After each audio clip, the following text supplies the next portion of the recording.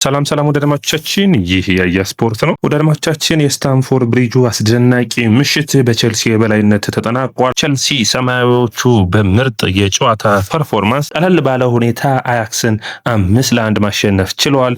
በተለይ ደግሞ ታዳጊዎቹ የቦረቁበት ምሽት ነው ማለት ይቻላል። የማጥቃት ክፍሉ የቼልሲ በተጫዋቾቹ ያሉበት እድሜ ይታወቃል። ታዲያ ከነዚህ ደግሞ ባነሰ ሁኔታ ስቴፋን ዊሊያን፣ ማርክ ጉይ እና ታይሪክ ጆርጅ አስቆጥረዋል። ሶስቱም ታዳጊ ተጫዋቾች ናቸው። አስደናቂ ብቃት የታየበት ጨዋታ ነው። እንግዲህ ጀራርድ ሃቶ የቀድሞ ቡድኑን ገጥመዋል። እነዚህንና ሌሎች ነጥቦችን የምናነሳ ይሆናል። ወደ አድማጮቻችን ጨዋታውን እንዴት አገኛችሁት? የእናንተስ የጨዋታ ኮከብ ማን ነበር? ኮሜንት ላይ አስቀምጡልኝ። በእኔ እይታ የጨዋታው ምርጡ ተጫዋች ስቴፋን ዊሊያን ነው ብዬ አስባለሁ። ወደ አድማጮቻችን እንዴት አያችሁት? የእናንተን ኮሜንት የምጠብቅ ነው የሚሆነው። ወደ አድማጮቻችን እንግዲህ በጣም በሚገርም ሁኔታ ከኤንዞ ማሬስካ የሚደነቀው ተጫዋቾችን የተጠቀሙበት መንገድ ነው።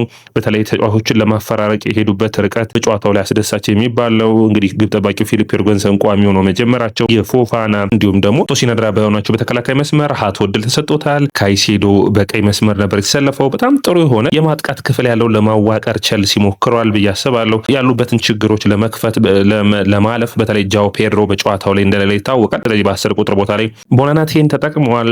እንግዲህ ሮሚዮ ላቪያና ካይሴዶን ቨርትድ የሆነ የአማካይ መስመሩን ይዝ ነበር። ኤንዞ ፈርናንዴዝ እና ቦናናቴ የማጥቃት ክፍሉን፣ ስቴፋን ዊሊያን፣ ማርክ ጉይና ደግሞ ጀርሚ ባይኖ ጊተንስ የአጥቂ መስመሩን የሚመራ ይሆናል። ይህ ስብስብ ታዲያ አስደናቂ ምሽትን አሳልፈዋል። ዝናብ ነበር ጨዋታውን ትንሽ ያከበረው፣ ነገር ግን ሙሉ በሙሉ የበላይነት የወሰደን ስብስብ አይተናል። ታዲያ በጨዋታው ላይ የሚነሱ ነጥቦችን ስናይ ወደ አድማጮቻችን ቸልሲ እንግዲህ ይህ ድሉ በተከታታይ ያገኛቸው ሆኗል። ቤኔፊካውን ጨዋታ አሸንፈዋል። ከዛ በመቀጠል አሁን አያክስን አሸንፏል። የማይረሳው ደግሞ የባየርን ሙኒኩ ሽንፈት አለ። ስለዚህ ተከታታይ ሁለቱን ጨዋታዎች ማሸነፉን ተከትሎ በተለይ ባለፉት ዓመታቶች በአውሮፓ ቻምፒዮንስ ሊግ ላይ ላልነበረ ቡድን ትልቅ እድልን የሚያመጣ ይመስለኛል። በተለይ በጣም ጥሩ ፐርፎርማንስ ነው በቸልሲ ዘንድ። የመጀመሪያውን ጨዋታ ተሸነፉ። ከዛ ጨዋታ ሽንፈት እንግዲህ በጣም የሚደንቀውን ባየር ሙኒክ ነው የገጠማቸው። በባየርን መሸነፉ ልምድ ስለሚጠይቅ እነዚህ ታዳጊ ተጫዋቾች ልምዳቸውን እስከሚያካብቱ ማለት ይቻላል። ነገር ግን ሁለቱ ጨዋታዎች ቤኔፊካን እና እንዲሁም አያክስን ያሸነፉ በጣም አስደሳች ለቸልሲ ደጋፊዎች የማይረሳ ነው የሚሆነው። ስለዚህ የቸልሲ አሁን እቅዱ የሚሆነው ቶፕ ኤቱን መጨረስ ነው። ቶፕ ኤት መጨረስ የሚችል ከሆነ የጥሎ ማለፉን አይሳተፍም። ከዛ ውጭ ደግሞ ትልቅ እድሎችን ይዞለት የሚመጣ ይሆናል። ታዲያ ለዚህ ጥረቱ ያለፉት ሁለት ጨዋታዎች በጣም ወሳኝ ነበሩ። በሜዳው ያደረጋቸው ናቸው። ቀጣይ የባርሴሎናን ጨምሮ ሌሎች ከባድ ጨዋታዎች ይመጣሉ። ለነዛ ጨዋታዎች ጥሩ መነሳሳትን የሚይዝ ድልን አምጥተዋል ብዬ አስባለሁ። ታዲያ ቸልሲ ቤኔፊካን፣ ሊቨርፑል፣ ኖቲንጋም ፎረስትን፣ አያክስን በተከታታይ እንግዲህ ያሸነፈ ይገኛል። በተለይ ባለፉት ጊዜያቶች ኤንዞ ማሬስካ ካጋጠማቸው የተጫዋቾች ጉዳትና እንዲሁም ደግሞ ተከታታይ ሽንፈቶች አገግሞ ቡድኑ ወደ እንደዚህ አይነት ብቃት መምጣቱ የሚያስደስት ነው።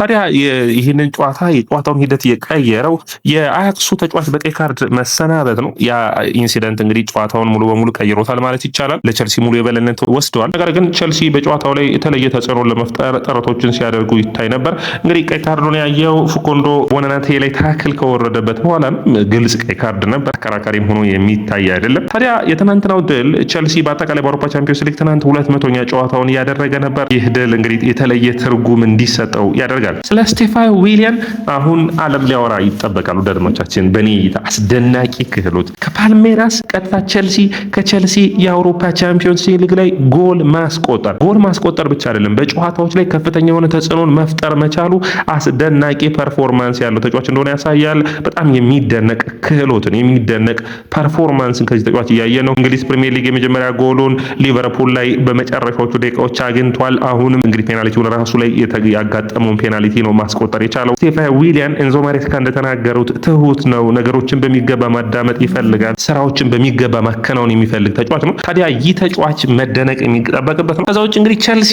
በጣም ከባድ የሆነ ሪስክን ወስደዋል። ማድዌኬን በማሰናበት ነው ከስብስቡ ስቴፋን ዊሊያን ተስማምቶት የመጫወቻ ጊዜ እንዲያገኝ ምቹ ያደረጉለት። ታዲያ ይህ ሁኔታ አሁን ውጤቱን እየከፈላቸው ያለ ይመስለኛል። ስቴፋን ዊሊያን ያለ ፓልመር ቸልሲ እንዳይቸገር ምርጡን ፐርፎርማንሱን እያሳየ ይገኛል። የማርክ ጉይ እንግዲህ በተለይ ፕረስ የማድረግ አቅሙ፣ ጨዋታው ላይ ተጽዕኖ የመፍጠር አቅሙ፣ ከዛ ውጭ ደግሞ ለቸልሲ በአውሮፓ ቻምፒዮንስ ሊግ ላይ ጎል ማስቆጠር መቻሉ በጣም አስደናቂ ክህሎት ነው መነሳት የሚጠበቅበት ነው። አድማጮቻችን ሌላኛው ባይኖ ጊተንስ ነው። በጨዋታው ላይ የጨዋታ ኮከብ ተብሎ ተሸልሟል። ይህ ተጫዋች አስደናቂ ፐርፎርማንሱን ያሳየበት ጨዋታ እንደነበር አንዱ የሚታይ ነው። ይህ ምን ያክል ኤንዞ ማሬስካ ቡድኑ አሁን ዊድዙን አስፍቶ እንዲጫወት በጨዋታው ላይ አዘዋቸው ነበር።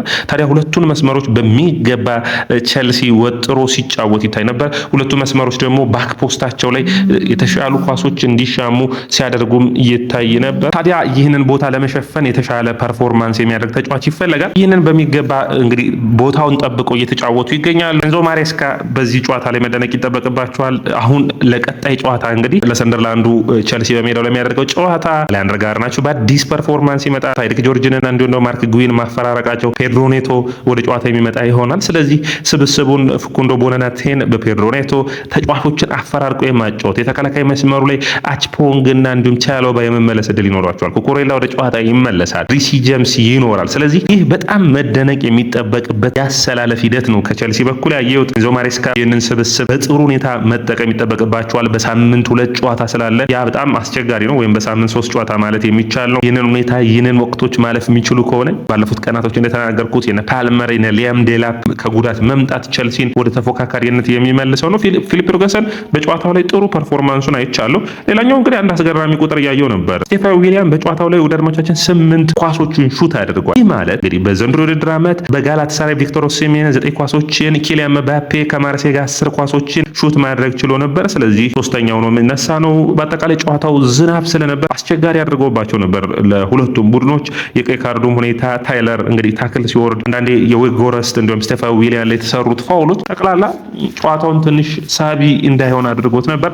ነገር ግን ቸልሲ ከዚህ ጨዋታም ድል ይዞ መውጣትን ችሏል። በጣም አስደናቂ ፐርፎርማንስ ነው ያዩት አድማጮቻችን። እነዚህ ታዳጊዎች በሚገባ የኤንዞ ማሬስካን እንክብካቤ ይፈልጋሉ። በሚገባ ኤንዞ ማሬስካ ትኩረት ሰጠው የሚሰሩባቸው ስለሆኑ ውጤታማ የመሆን እድላቸው ሰፊ ነው። ልምድ ያለው ተጫዋች ብቻ ነው የሚያስፈልገው። ከሰዎች እንግዲህ ቸልሲ በእንግሊዝ ፕሪሚየር ሊግ እንግዲህ ጥሩ ፐርፎርማንስ ላይ ይገኛል። ያለፉትን ጨዋታዎች አሸንፏል። አውሮፓ ቻምፒዮንስ ሊግ ላይ ጥሩ ብቃቱ ላይ ይገኛል። ይህንን ማስቀጠል የሚያስፈልግ ነው የሚሆኑት እንግዲህ በቀጣይ ላሉት 5 ጨዋታዎች። ከዛ በኋላ የህዳር ወር የሀገራት ጨዋታ ይኖራል። ሌላኛው መነሳት የሚጠበቅበት ነጥብ ቸልሲና የአውሮፓ ቻምፒዮንስ ሊግን በሚመለከት ነው። 200ኛ ጨዋታውን ቸልሲ ያደረገ። ቸልሲ እንግዲህ በ2012 እና በ2021 እንደ ኢሮፒያን አቆጣጠር የአውሮፓ ቻምፒዮንስ ሊግን 2 ጊዜ አንስተዋል። ታዲያ በአውሮፓ ቻምፒዮንስ ሊግ ላይ ብዙ ጨዋታዎችን ያደረጉት ቡድኖችን በምናይበት ጊዜ ሪያል ማድሪድ 504 ጨዋታዎችን አድርጓል። ባየር ሙኒክ 405፣ ባርሴሎና 350 ያደረጉ ሲሆን ማንቸስተር ዩናይትድ ከእንግሊዝ ፕሪሚየር ሊግ 285፣ ሊቨርፑል 243፣ አርሰናል 214፣ ቸልሲ ደግሞ 200ኛ ጨዋታውን አድርጓል። ይህ ምን ያክል ቸልሲ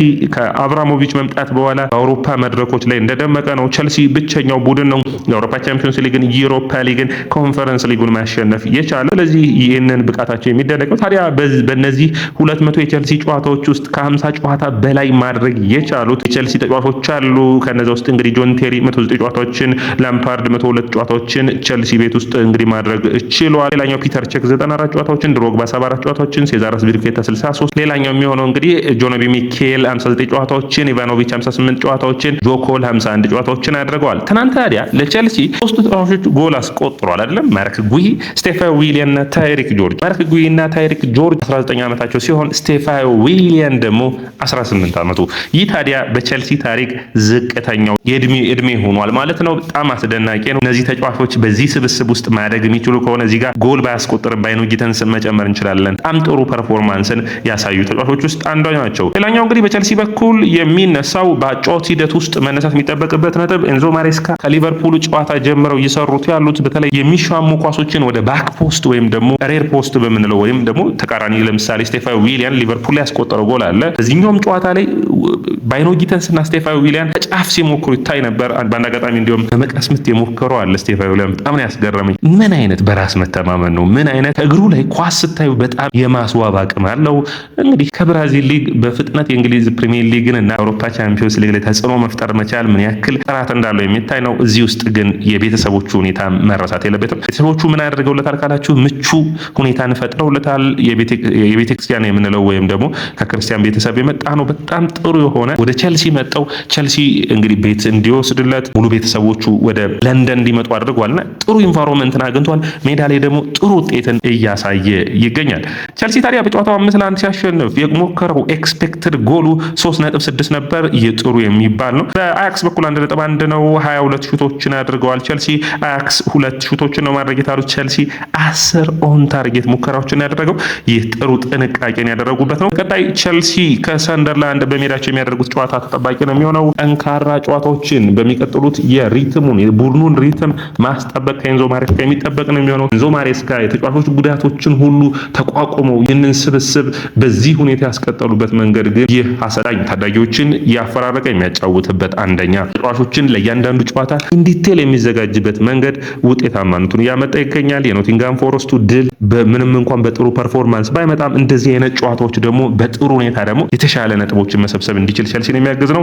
ሰላም ወዳጆቻችን፣ ይህ የጋ ስፖርት ነው። የጋ ስፖርት ላይክ፣ ሼር፣ ኮሜንት፣ ሰብስክራይብ ማድረጋችሁን አትርሱ።